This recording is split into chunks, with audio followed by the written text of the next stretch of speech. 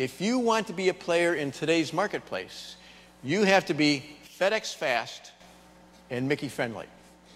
That's the headline. When I get an email from a CEO, he says, I want to tell you that teamwork and communications in our firm have never been as good as they are right now. And I get juiced by that, because that means they've done something on the job that made that a better, more productive place to work. And that's really what I'm all about.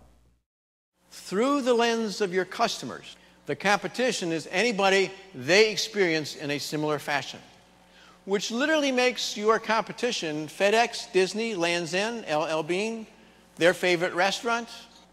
Do your customers go to Starbucks? Yes. Do they walk into Starbucks? Yes. Do they walk into your salon? They do. They compare that entrance. One of the ways companies become even better than they already are is learning from great companies. So I look at a FedEx, I look at a Disney, I look at companies that are iconic in the way they position their brand within the marketplace. And I say, what are they doing?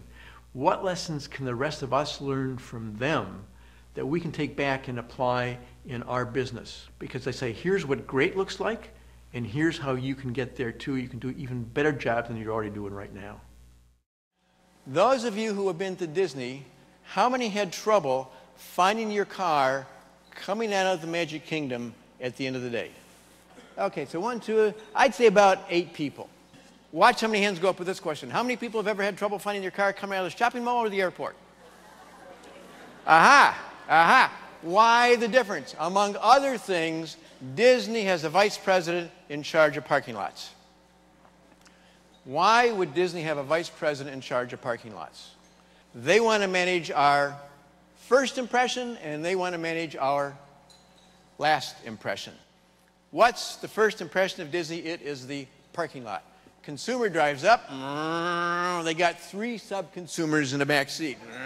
Up they come. And as they're pulling the car in, kid's saying, up, up, up, up, up. Whoa, he says, stop right there. And he says, please remember to take your keys, lock your car, and remember that you are parked in Goofy Zone C.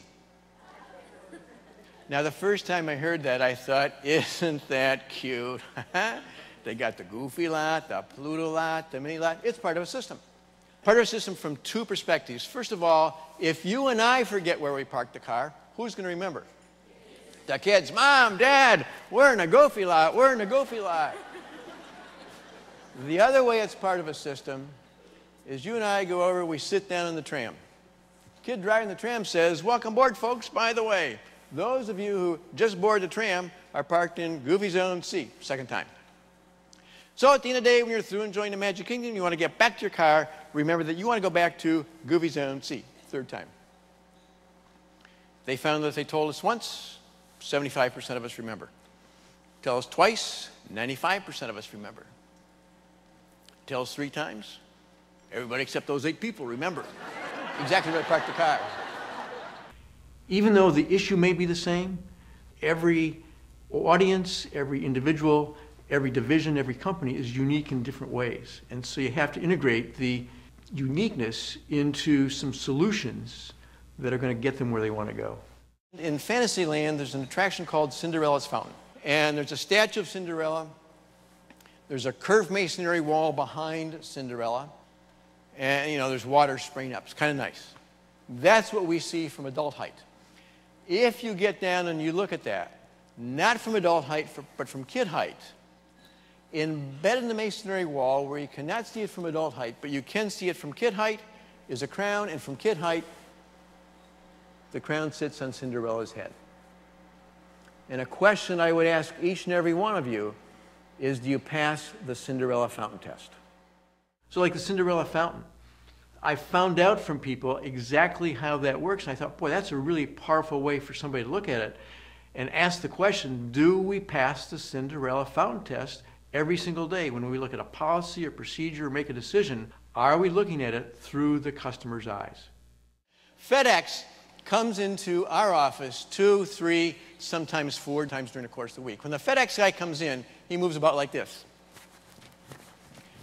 Hey, Tom, he says, here you go. He says, take care. I'll catch you later. Day off now. See you tomorrow. Bye. Off he goes.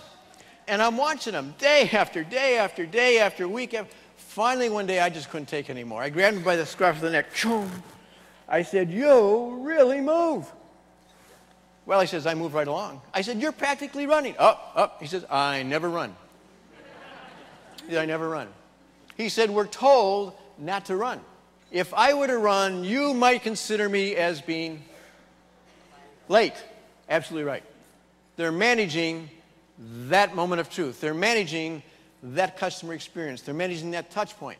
To the degree where their frontline contact people are told, and the actual phrase they use is, "Walk quickly with purpose." FedEx does that because they know that they are in the memory management business. The question I would ask you is, what would your customers say if we put them in front of your group and asked them to describe the good, the bad, the ugly of doing business with you? What would you like them to say? And what might they really say? That's the question you have to answer. In 1984, I had the opportunity to carry an Olympic torch. For me, it represents a reminder, it's a touchstone that I should always look at ways that I can be better today than I was yesterday. And isn't that what life is all about? Isn't that what leadership is all about? For each of us and each of our team members to work at being a little bit better today than we were yesterday. Is there anybody in the room who cannot take something we looked at here during lunch today and be at least 1% better in something you do by the close of business on Monday? Anybody who cannot do that? Okay, that's all I'm asking. 1% better by the close of business on Monday. If you do that 71 days in a row, because getting better works like compounding interest, it builds on itself, on the 71st day, you'll be twice as good as you were on the first day. On the 41st day, you would have been 50% better. And if you did it 365 days in a row, on that 365th day, you would be 3,700% better. Sidious, audius, fortius, swifter, higher, stronger. You being a little bit better every day, that's all I'm asking. Thanks very much. Thank you. Thank you.